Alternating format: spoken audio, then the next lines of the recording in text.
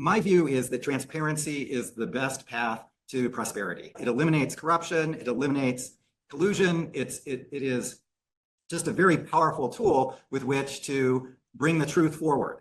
And it's very important because there's always special interests that are explaining why the rules should be designed a particular way, the regulations should be like this. And why? Because when they're designed that way, the special interest makes as much money as possible. And that's true in every country around the world. Now, you might think at first glance, we hired Peter to design the spectrum auction and pick a spectrum auction format. Why is he talking about TMO and universal service? And the reason is because you asked me to design the auction, including the conditions and obligations on the winners in that auction, and to address the extremely important competition policy. And to do that, I have a very limited set of tools if I just limit myself to the typical auction format selection. So I have to reach farther into the toolkit and pull out much more powerful methods of competition, which are enabled by state-of-the-art technology that I've been working on for 20 years with lots of other folks in economics, computer science, and operations and research. And the good news is that 20-year effort is now coming to full fruition. We're at a point where we can implement what I'm talking about, and we can implement it quickly. I guarantee to you, the bottleneck in reform is not going to be the implementation of TMO. It's going to be the regulatory stakeholder process. The relative performance of the big carriers around the world has been disappointing. So the economic environment is challenging for the big carriers. They need to make lots of investment to complete their 5G rollout and to initiate their 6G rollout. When we do a relative comparison of the stock performance of these sectors compared with the Standard & Poor's 500, we find that the big carriers in mobile have underperformed Standard & Poor's, bringing in just 63% relative to Standard & Poor's. By contrast, and it's a sharp contrast, big tech has outperformed enormously. It's gone up 318% relative to Standard & Poor's. That is the ratio of big tech to Standard & Poor's over a 10-year period is 3.18 to 1. So that's going to be important for what we talk about because it's something that has to be considered when you're talking about the competition policy. The idea that there's going to be this third redundant network, somebody that wants to jump in and spend $15 billion building a third robust network in Thailand is zero. It's not going to happen. And one of the reasons it's not going to happen is because it's a challenging economic environment. Thailand, an important country in the region with the highest utilization of smartphones and apps, has a history of regulatory initiative and leadership. With our efforts, we believe Thailand has the potential to catch up and lead in telecom innovation. Here is our vision for Thailand's mobile industry. This future promises innovation and competition that is a win-win-win for Thais, the regulator, and the wholesale mobile operators. Everyone benefits from making the communications pie as large as possible. Everyone gets a bigger slice of the bigger pie. While status quo bias and regulatory capture often slow innovation, Thailand is equal to the task. Innovation today makes life more rewarding for regulators and the companies they regulate because competition policy will be based on core economic principles instead of arbitrary administrative parameters that stakeholders argue about endlessly. Competition is driven by transparent and efficient prices that are readily modeled, reducing unhedgeable regulatory risk. One of the biggest sources of uncertainty in all these markets is regulatory uncertainty. What will the rules of the game be in the future? That's a risk that you can reduce tremendously by adopting regulations that are based upon sound economic and scientific principles. Thailand's mobile telecommunications market is at a critical juncture, historically dominated by three major operators, AIS, True, and DTAC. It underwent a significant restructuring in 2022 when True and DTAC merged, resulting in a duopoly. The upcoming 5G auctions and continued spectrum planning are unlikely to attract a viable third network operator. Immediate action is needed to encourage competition and the innovation it brings. A simpler way forward builds on advances in auctions and market design. Open access creates a new competitive market design for roaming, capacity, and spectrum access. Open access is not just a concept, but a solution that can fundamentally restructure the Thai mobile market. It offers a way to have a competitive mobile service with a duopoly or even a monopoly mobile network. Because in many parts of Thailand, perhaps a majority of the geographic land You want to have a monopoly. It makes no sense to have two redundant networks when there's very few people. By fostering increased competition among the wholesale market participants, open access removes entry barriers and paves the way for a much-needed restructuring. The potential benefits, including additional infrastructure investment, increased competition, innovation, and lower rates, are not just theoretical. They are tangible contributions to Thailand's mobile industry's bright and hopeful future. This market is overseen by an independent market operator with a mission encoded in market rules that maximize social welfare given the preferences of the participants and the physical network constraints. It allows for spot and forward trading in communications capacity with fine granularity in time and location, paving the way for a more efficient and competitive telecom market. And what we need is these service providers to operate in a world that is understandable and a world that doesn't have entry barriers. And what I'm describing to you today has no entry barriers whatsoever and is readily understood by any sensible businessman and businesswoman because it's built on the most core principles of economics and optimization. The benefits of open access include increased transparency, fair competition, and efficient resource allocation, all of which contribute to a healthier, more dynamic mobile industry and less costly rent seeking by incumbents. Proposed market mechanism may sound like an additional governance roadblock. It is, in fact, a simplification that removes the entry barriers and addresses the status quo's high market concentration. It is not a theoretical concept, but a practical solution that aligns the incentives of market participants with social welfare, making communications pie as large as possible and benefiting every stakeholder. So this is the key of market design, is you align the incentives of the participants with social welfare.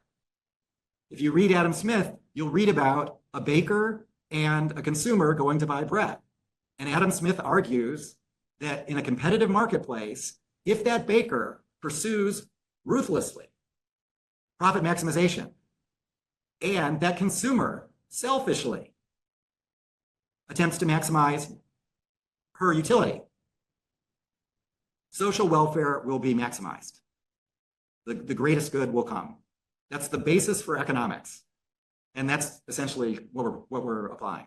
And it can be applied to any market. In network markets like communications where there's congestion, a necessary and sufficient condition for economic efficiency in a competitive world is price equals marginal cost equals marginal value.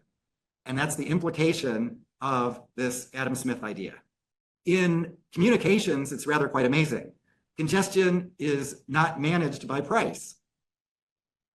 So there's actually no attempt to achieve economic efficiency. None. It's command and control by, in the old days, the monopoly utility, Ma Bell, and in the new days, by the duopolist. So, maybe they're doing some magical job in managing congestion perfectly, but we all know that's not the case. Your really important calls are being dropped, and you don't get to express that that is a really important call. And I would pay an extra 5 cents a month if that call wasn't dropped. What I'm talking about today lets the duopolists do whatever they want, except for they have to offer 15% of their capacity on open access terms. Fosters entry in the MVNO market until the price reaches the competitive level. And so the duopolists are paid the competitive price for that 15% of capacity. They're not forced to give it away. They're forced to offer it at a price of zero, but competition will drive that price to competitive levels. And that competition is exactly what you want. And it happens without any entry barriers whatsoever. And you might wonder, why is he doing this? Why is he making all this free? This doesn't sound like a very good business model. What about Adam Smith? Aren't you supposed to make money? And the answer is, we're actually not that interested in making money. We're much more interested in sharing good ideas and getting those ideas implemented. In this market, the participants bid persistent, piecewise, linear, downsloping demand curves, and we'll describe what that is today, for portfolios of products for communication wholesale capacity. The platform clears the market, finding unique prices and quantities that maximize social welfare. The prices and quantities are uniquely determined by the competition. These are not prices set by the regulator, uniquely determined by the competition in an understandable way. Just as simply as when I hold up supply and demand, they cross at a unique point. It's that simple. Question. So first, 15%, is that enough? And my answer is, I don't know. It's my best guess as being enough, but if I was NBTC, I would argue that it's not enough, that it needs to be 20%. And you can, of course, stick to your guns. NBTC is in a phenomenal bargaining position at this point. And so, pick a number and figure out. My point of view, the bigger the number, the better. So if you made it 30% or 40%, I would just applaud. It's like, that's amazing. That's great. You're going to have even more robust competition.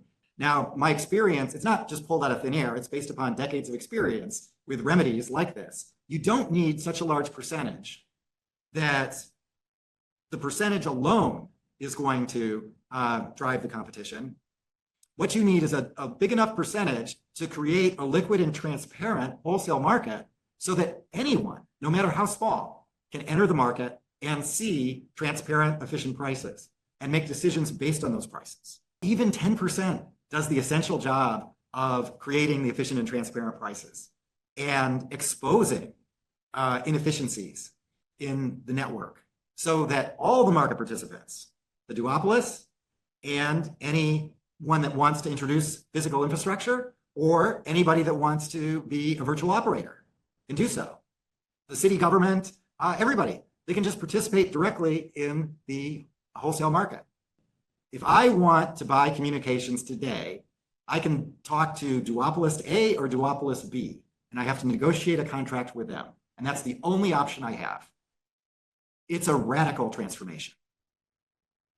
And the thing is, you're not going to be getting a big fight from the duopolists. And the reason is, this is going to make them better off. They're going to be able to offer more creative plans that create more value for consumers, and they're going to be able to make more money doing so. If you have bad market design, as they do in Europe, you have an event like Russians invade Ukraine, driving up the gas price, and all of a sudden, a huge number of market participants go bankrupt. In Great Britain, more than half of the service providers went bankrupt in the early months of the war.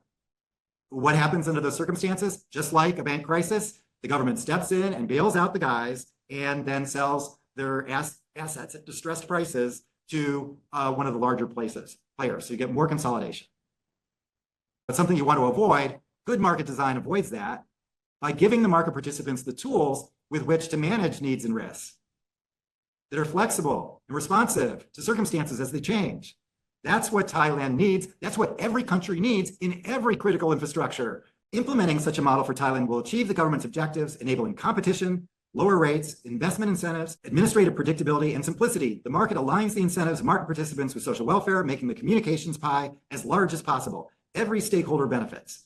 Open access allows infrastructure sharing without reducing competition in Thailand's wireless market. It also allows for efficiency gains while maintaining robust competition. With each mobile generation, economies of scale are increasingly necessary to facilitate artificial intelligence and other real-time information and control demands. So the investment needs of the carriers are ever growing. The economics are getting worse and worse. An open access foundation is increasingly important because the digital ecosystem's value generation has shifted significantly over the last few years. The digital economy has become pyramidic. The emerging problem is that the base will become increasingly porous because of a lack of investment in upgrades and maintenance. The upper layers are dependent on the lower levels in the value hierarchy. A shift to open access will make Thailand's telecom more future-proof, resilient, competitive, and market-driven. Thailand will have a foundation for innovation that will be the envy of the world until others see the secret of its success. The future is bright, and Thailand has the potential to lead the way in telecommunication innovation. Let Thailand leapfrog countries slowed by regulatory barriers. So sensible policy is the way forward, and I just see it everywhere. That's one of the beauties of telecommunications and other sectors that are driven by information technology and computers. The future is now. It has arrived. We just need to improve the policies a teeny bit by adopting super sensible ideas.